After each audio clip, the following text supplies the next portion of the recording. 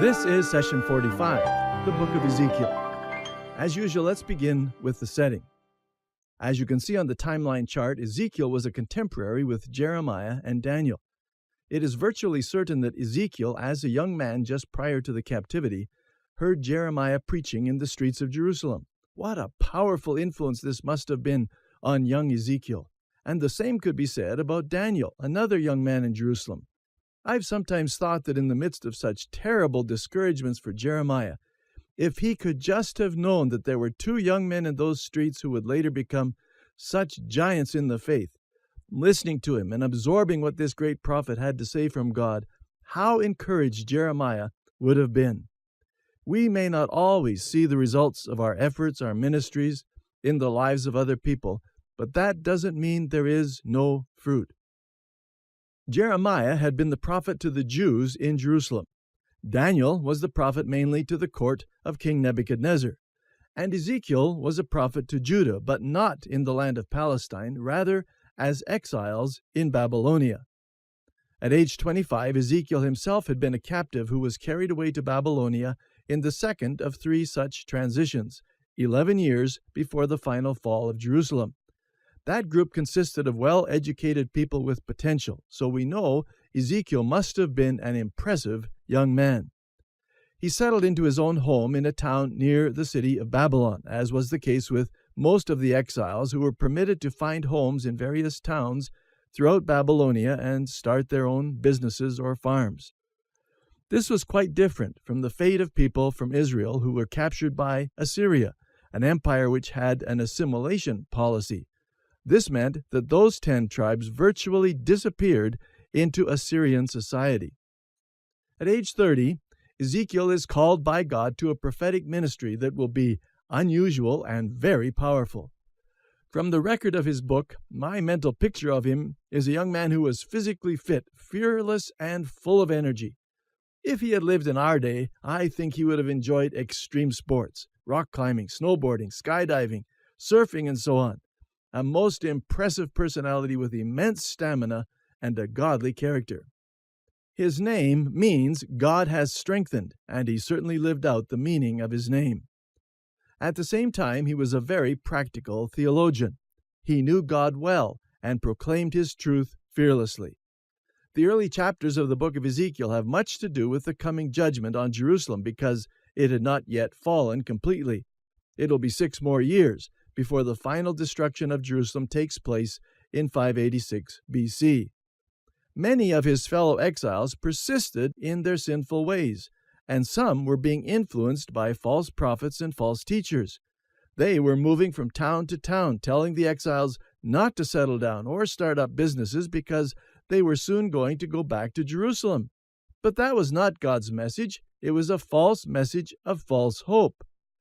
Ezekiel had probably heard Jeremiah preach and had read the scroll Jeremiah had written, so he knew that this exile would not be a short-lived event.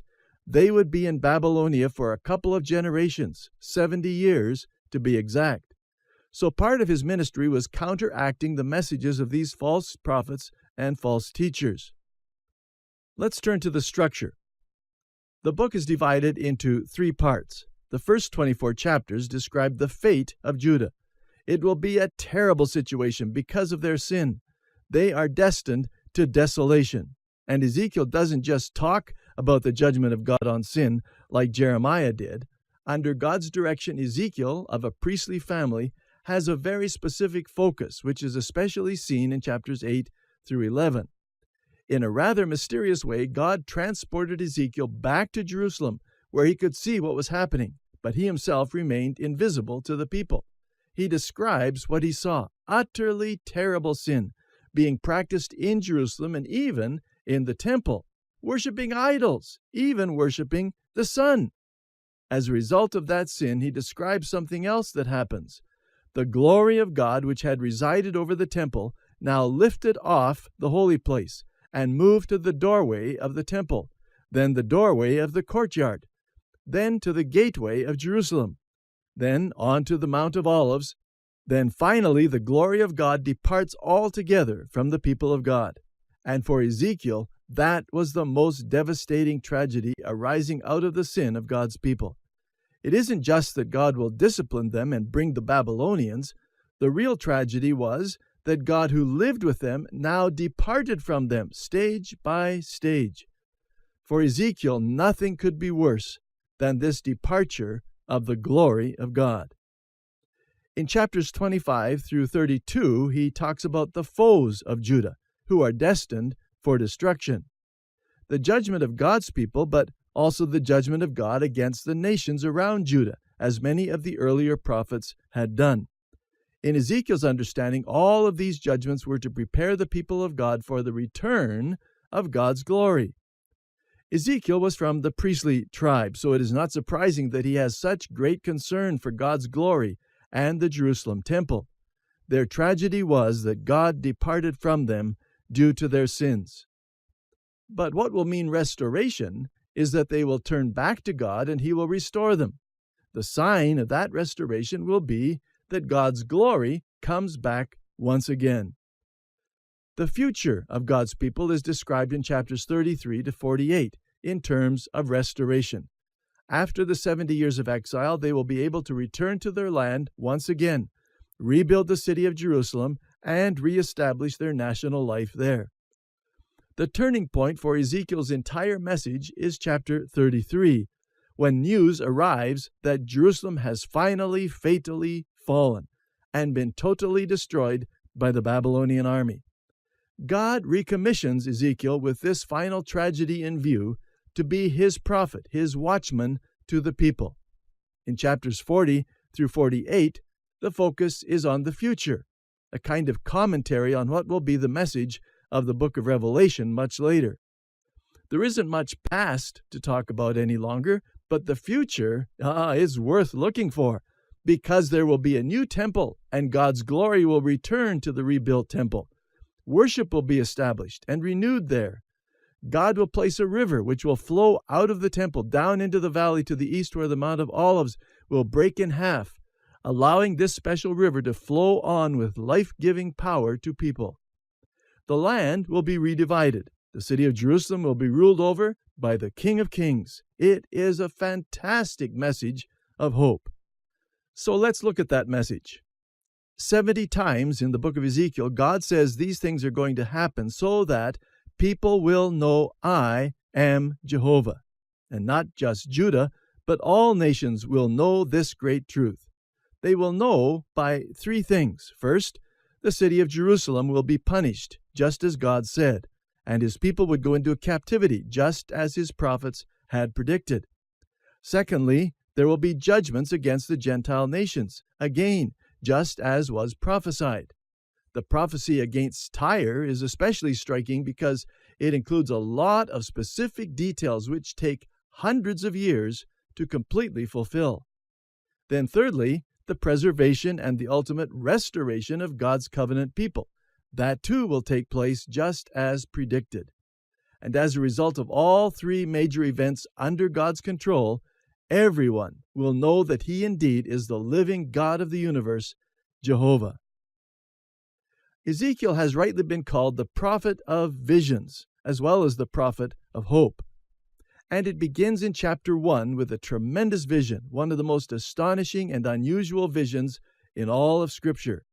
The only other vision which could compare is the one John saw and described in the book of Revelation, and there are some similarities between them. In chapter 1, Ezekiel sees and describes a fiery whirlwind, a storm cloud which seems to come down on Jerusalem out of the north. This is surely a picture of God's judgment originating in Babylon, destined for Judah.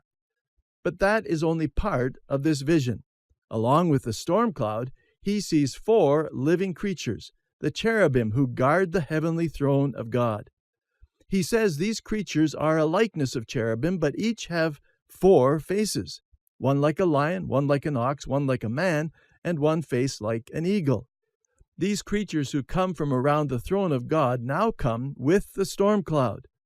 Their appearance is similar to the description John gives of them in Revelation.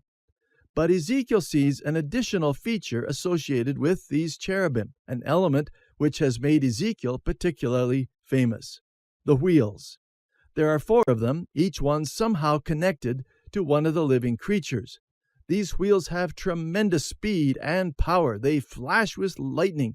They are covered with eyes and have wheels moving within wheels. A very complex vision. The purpose of this vision is to show that behind the events which will soon take place on earth, mainly the invasion of the Babylonian army which will destroy Jerusalem and carry its people off into exile, an unprecedented storm against God's people indeed, but will also come the cherubim from God's throne, showing that behind the events which take place on earth are the operations of supernatural powers in heaven. Each of the gigantic wheels belonging to the cherubim touches the earth, but also reaches up to heaven, illustrating that there is a heavenly connection to earthly events. God is behind it all. Ezekiel lifts his eyes beyond these four living creatures with their wheels and sees a great expanse of something like ice or crystal. And above that, he sees the throne of God, the super climax of this amazing vision in chapter 1. On that throne, he sees a likeness of the glory of Jehovah God, a fiery figure sitting on the throne of the entire universe. And he knows that God is the one sending this judgment upon his people, and that God is in absolute control of it. Not only does he see God sitting on the throne and controlling all of these events, he sees a rainbow around that throne. So there will be wrath, judgment, a storm taking care of sin to the ultimate degree. But there will also be love to the full, symbolized by the rainbow, God's sign of mercy to mankind ever since Noah and the flood. We saw this two-part emphasis also, you may remember, when we looked at Jeremiah. Surely Ezekiel, as a young man new to the ministry, needed that double assurance just as so often you and I do, that the catastrophes, the disasters, the difficult things that come to us in life and which we cannot understand, we need a reminder that behind whatever happens to us is God. It's connected. Nothing touches us that hasn't come through His loving hands first, that He allows for His own good purposes. Don't lose sight of that truth. It's something Ezekiel had to know right off the bat in chapter 1. Otherwise, he couldn't have survived in his ministry. And maybe you need to know that too. There's a rainbow around God's throne. He's not just powerful. He's not just going to judge sin. He is going to bring an express love to the ultimate degree. We need a reminder of the throne and the rainbow just as much as Ezekiel did.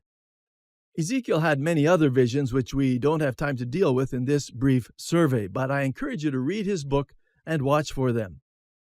There's another feature of Ezekiel's ministry which is absolutely unique. In chapters 4 through 24, there are 10 sign sermons. Ezekiel, you see, was not just a preacher in the conventional sense, he was a mime artist. He delivered 10 sermons, all without words, just mime actions. For example, the first one is in chapter 4. He made a little clay model of Jerusalem and lay down beside it, pretending to be the besieging Babylonian army. He had to lie on one side for 390 days, with an iron pan standing between him and the clay model, 1 day for every year of judgment against Israel. Then he had to lie on his other side for an additional 40 days, 1 day for every year of judgment against Judah. Can you imagine how difficult this must have been? But then imagine the impact this must have had on the exiles who gathered around him day after day. The reason he had to do this is clearly stated in Scripture. God tells us that by this time his people had refused to hear. They put their hands over their ears, again as we saw in Jeremiah. They didn't want to hear God's message. So God says, because they don't want to hear, I'm not going to speak. But because He's still a God of love and faithfulness, He'll still give His message to them without speaking. He instructs Ezekiel what to do, but shuts his mouth so that he cannot speak until the day Jerusalem falls, by which time the purposes for all these 10 mime sermons will have been completed. To a people whose ears were largely closed, God was largely dumb. Sign sermon number 10 must have been the most difficult one of all. God told Ezekiel that his wife was going to die within hours. He loved his wife dearly, but God told him that when she dies, he was not to mourn his loss. He was not to shed even a tear. Why does God ask him to do such a hard thing as the last of the series of sign sermons? He is asking Ezekiel to save up his tears for the even greater national tragedy just about to happen, the destruction of Jerusalem. And like Hosea, Ezekiel was a prophet who demonstrated God's great sorrow in the judgment of his people. Wow, what a calling, what a ministry. I commend the book of Ezekiel to you for your own further study. In our next session, we will get into the fascinating book and story of Daniel.